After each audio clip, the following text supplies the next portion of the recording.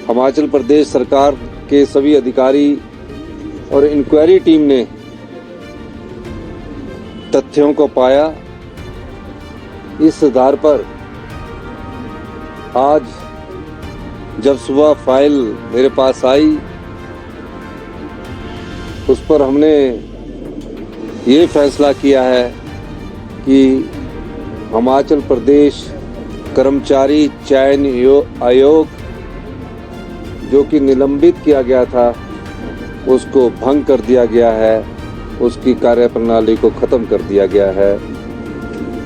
और जब तक उसमें जो एग्जामिनेशन हुए जिनके परिणाम नहीं निकले हैं और जिनके परिणाम निकले हैं, जो भी और भविष्य में एग्जामिनेशन होने हैं, कईयों को रोल नंबर चले गए हैं और जिनका रिजल्ट निकल गया है, उन सारे मामलों को Himachal Pradesh public service commission जो यहाँ एचएस का टेस्ट लेता है, उसमें स्थानांतरित तुरंत प्रभाव से कर दिया गया है। यानी कि जिनके रिजल्ट निकल गए हैं उसके आगे के डॉक्यूमेंटेशन जो चेक होने हैं वो अब Himachal Pradesh public service commission करेगा और जिनके जो अगले एग्ज़ाम्स होने हैं उनको भी Himachal Pradesh public service commission करेगा। और ये तब तक करता रहेगा जब तक कि वहाँ कोई अल्टरनेट के रूप में या टेस्टिंग एजेंसी के रूप में, जो हम नेशनल टेस्टिंग एजेंसी का अध्ययन कर रहे हैं, जो नेशनल लेवल पर रिक्रूटमेंट करती है, उनके सभी पहलुओं की हम जांच पड़ताल कर रहे हैं जब तक कि उसका गठन नहीं किया जा सकता है।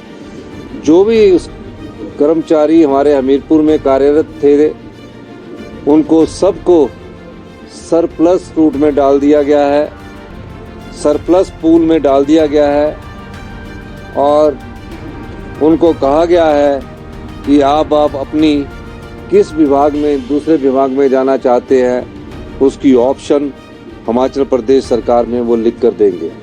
उसकी पूरी इंक्वायरी करने के बाद ये पाया कि यहाँ टॉप से लेकर बॉटम तक लोग शामिल थे और इस दृष्टिकोण से हमें ये कड़ा फैसला लेना पड़ा है। और हम हिमाचल के जितने युवा हैं, हमने पहले भी कहा है कि अब आपकी परीक्षाएं जो अभी जब तक जो जिनके रोल नंबर चले गए हैं वो Himachal Pradesh public service commission लेगा और जिनके रिजल्ट निकल गए हैं उनके डॉक्यूमेंटेशन की जो चेकिंग है वो भी Himachal Pradesh public service commission द्वारा ली जाएगी। और जो आगे इंटरव्यू होने हैं उन इंटरव्यूओं को भी जब तक कि नई एजेंसी नहीं आ जाती, Himachal Pradesh public service commission ही लेगा। डिपार्टमेंटल इंक्वायरी भी हो गई है और दूसरी इंक्वायरी भी टाइम बाउंड मैनर्स में आ गई है। जो भी लोग इन्वॉल्व है उनके खिलाफ इंक्वायरी चल रही है, कुछ को अरेस्ट कर लिया गया है। और उसके बाद हमने ये पाया कि हमें क्या फैसला करना है, युवाओं के साथ धोखा ना हो। जो भी चयन नियोग होता है जिसमें युवा हमारे नौकरी के लिए बैठते, सरकारी नौकरी के लिए बैठते हैं, गरीब माँ बाप के बेटे का एक इच्छा होती है कि वो सरकारी नौकरी लगे। जब उसके मन में ये भावना आती है कि मेरे पढ़ने लिखने के बावजूद भी, मेरिटोरियस होने के बावजूद भी चयन योग से पेपर लीक होते थे, पेपर बिकते थे, ये सारी रिपोर्ट आने के बाद हमने इस कर्मचारी चयन आयोग को भंग करने का फैसला किया है। इसका अस्तित्व अब नहीं रहेगा।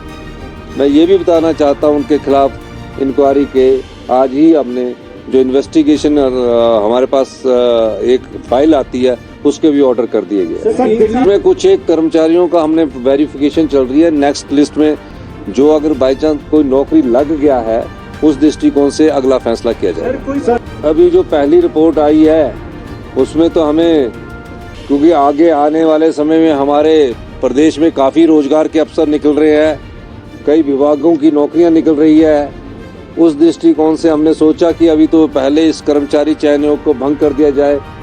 युवा साथी इस भ्रमजाल में रहे कि हमारे आने वाले समय में जो एग्ज़ाम होंगे वो किसके कौन करवाएगा, कैसे नहीं करवाएगा। पहले तो इस दृष्टिकोण से कार्य किया जा रहा है और कई चीज़ें सामने आई है जो मैं आपको डिस्क्लोज नहीं कर सकता, वो इंक्वायरी का मैटर है और हमने एक्शन लेने के लिए जो हमारे विजिलेंस के अधिकारी हैं उनको कह दिया है।